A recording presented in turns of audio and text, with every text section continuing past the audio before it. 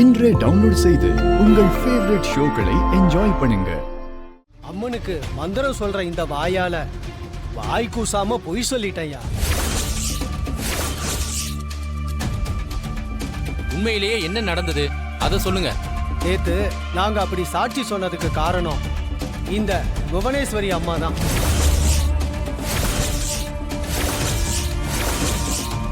என்ன மிரட்டி 12 மணி வரைக்கும் கோவில்ல இருக்க வச்சாங்க. உண்மையிலேயே இந்த புவனேஸ்வரி அம்மாவோட ஆளுங்க தான் வந்து கோவில் நகைய திருடிட்டு போனாங்க. ஆனா ஜானகி அம்மா தான் நகைய திருடனாங்கன்னு என்ன பொய் சொல்ல சொல்லி சொன்னாங்க. மிரட்டலுக்கு பயந்து அவங்க கொடுத்த பணத்துக்கும் ஆசைப்பட்டு இந்த தெய்வத்து மேல அபாண்டமா பழி போட்டுட்டேன். என்ன மன்னிச்சிருங்க ஐயா. இல்ல, உண்மையிலேயே இவர ரகுராம் தான் மிரட்டி இங்க வர வச்சிருப்பாரு. அவருக்கு பயந்துகிட்டு தான் நேத்து சொன்னத அப்படி இங்க மாத்தி சொல்றாரு. இத பாருங்க, நேத்து ஜானகி அம்மாவுக்கு சொன்னதான் நான் இப்ப உங்களுக்கு சொல்றேன். சாட்சியங்கள் முழுசா சொல்லி முடிக்கிற வரைக்கும் நீங்க குறுக்க பேசவே கூடாது. நான் உங்களை பேச வேணாம்னு சொன்னல, அத மீறி பேசுனீங்க பஞ்சாயத்து இப்படி கை கட்டி பதில் சொல்லிக்கிட்டு இருக்காது. கொஞ்ச நேரம் தள்ளி நில்லுங்க. சொல்லுங்க. தான் அடமான வச்ச நகையை மீட்க வந்தவங்க கிட்ட அவங்களுக்கே தெரியாம ஒரு ரசீதுல கையெழுத்து வாங்கிட்டேன். ஜானகி அம்மா கோவில் நகையை வச்சதா கையெழுத்து வாங்கினேன்னு சொன்னல, அந்த ரசீதை தான் ஐயா நேத்து உங்ககிட்ட காமிச்சேன். கோவில் நகைகளை புவனேஸ்வரி அம்மாவோட ஆளுங்க தான் கொண்டு வந்து கொடுத்தாங்க. அவங்களோட மிரட்டுதலுக்கு பயந்து போய் தான் நான் பொய் சாட்சி சொல்லிட்டேங்க. Forensic report. திருட்டு போன கோவில் நகையில பெரியம்மாவோட கைரேகை இருக்கான்னு நான் செக் பண்ணேன். ஃபாரன்சிக் டிபார்ட்மெண்ட்ல ஒரு ஆபீசர் கிட்ட ஹெல்ப் கேட்டேன். நீங்க செக் பண்ண கொடுத்த கோவில் நகைகள்ல எங்கேயுமே ஜானகி அம்மா கைரேகையே இல்ல. ராம்லால்ன்றவரோட கைரேகையும் நகையை திருநவங்களோட கைரேகையும் அதுல பதிஞ்சிருக்கு. அதோ ஒரு ரிப்போர்ட்டாவே நான் கொடுத்துருக்கேன். இதை நீங்க ஆதாரமா கோர்ட்லயும் சப்மிட் பண்ணலாம். இருந்தாங்க சார், இது ரொம்ப பெரிய உதவி சார். சரி, உங்களுக்கு எவ்வளவு நன்றி சொன்னாலும் பத்தாது. சரி, சீனு, போலாமா? வா போலாம். தேங்க் யூ வரோம் சார். ஓகே, வாங்க.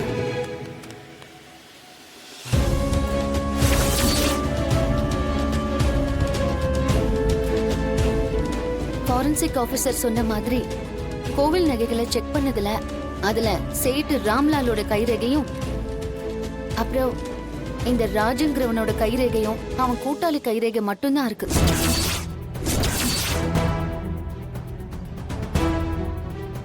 அதுல எங்கேயுமே ஜானகி பெரியம்மாவோட கைரேகை இல்லைன்னு இந்த ரிப்போர்ட்ல மென்ஷன் பண்ணிருக்காங்க.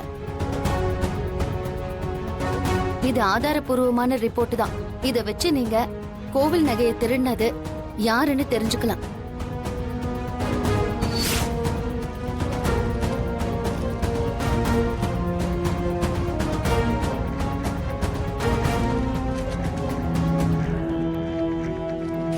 புவனேஸ்வரி கோயில் நகையை திருடி தனக்குத்தானே வச்சுக்கணும்னு நினைக்கல. ஜானகி மேல திருட்டு பழி போட்டு இந்த சபையில நிறுத்தி அவளை அசிங்கப்படுத்தி இருக்கா. அது மூலமா என்ன தலைக்குடிய வைக்கணுங்கிறது தான் அவளோட நோக்கமா இருந்திருக்கு.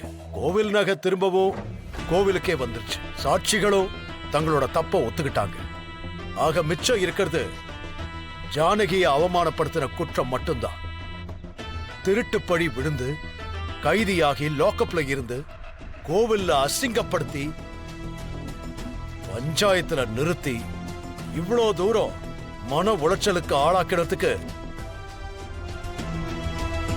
இந்த புவனேஸ்வரிக்கு என்ன தண்டனை கொடுத்தா ஜானகியோட மனசு சாந்தமாகும், அவளை ஆறுதல் படுத்த முடியும். என்ன தண்டனைன்னு சொல்லுங்க ஐயா, அதை இப்பவே நிறைவேற்றிடுவோம். அந்த தண்டனை ஜானகி அம்மா மனசுக்கு ஆறுதல் கொடுக்கணும். அதுதான் என் முக்கியம். புவனேஸ்வரி, உங்க அத்தனை பேர் மத்தியில ஜானகி கால்ல விழுந்து நான் செஞ்சதெல்லாம் தப்பு, என்ன மன்னிச்சிடுன்னு சொல்லி மன்னிப்பு கேட்கணும்.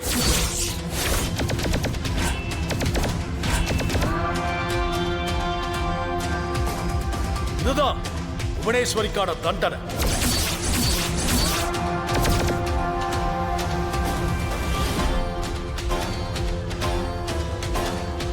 ஐயா தான் தீர்ப்பு சொல்லிட்டாங்கல்ல, உடனே அதை நிறைவேற்றணும்.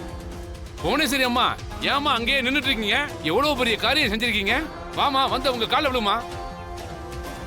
வாமா, வந்து ஜானகி அம்மா காலில் விழுமா.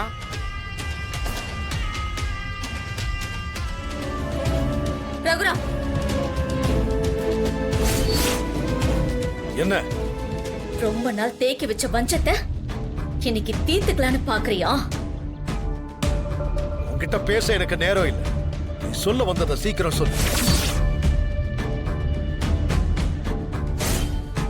ஐயா, பேசிக்கிட்டே இருந்தா எப்படிங்க ஐயா? ஆளுங்களை கூப்பிட்டு இவங்களுக்கு என்ன தண்டனையும் நிறைவேற்றுங்க ஐயா.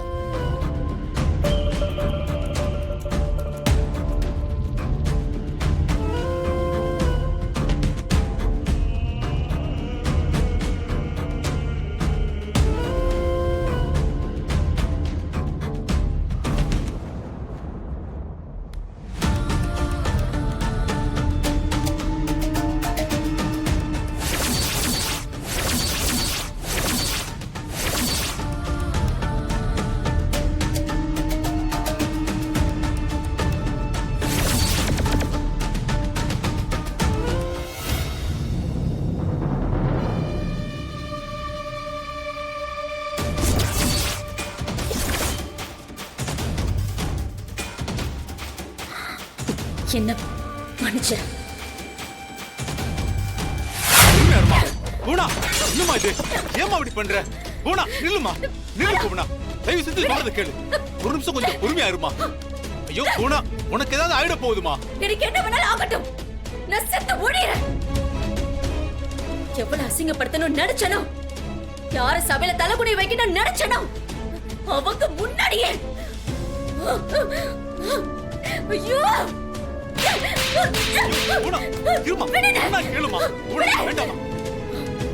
இறந்திருந்த அவ கால்ல நான் விழுந்து என்ன பணப்பை கேட்க வச்சுட்டானே. இதுக்கப்புறமா இந்த உயிர் என் உடம்புல ஓட்டிக்கிட்டு இருக்கு. இன்னும் உயிரோட இருக்கனே. உடம்புல அப்படி பத்திக்கிட்டு எரியுது. என்னம்மா நீ செய்யறத பார்த்தா எனக்கே பயமா இருக்குமா. சொல்லு, இப்ப சொல்லு. அந்த ரகுராமோட தலையை வெட்டி கொண்டு வந்து உன் காலடியில போடுறேன். இப்ப சொல்லுமா. பூனா, எனக்கு துரோகம் பண்ணி என்னைக்கு அவன் ஜானகியை கட்டினானோ அன்னைக்கு அவனை கொன்னுட்டு நான் ஜெயிலுக்கு போயிருக்கணும். நான் ஏன் அதை செய்யல? அந்த ஜானகியை கட்டினதால ரகுராம் அசிங்கப்பட்டு நிக்கணும் தானே ஒவ்வொரு தடவையும் முயற்சி பண்றேன். ஆனா நான் எரியற பந்து திரும்பவும் வந்து என் முகத்துல அடிக்குது.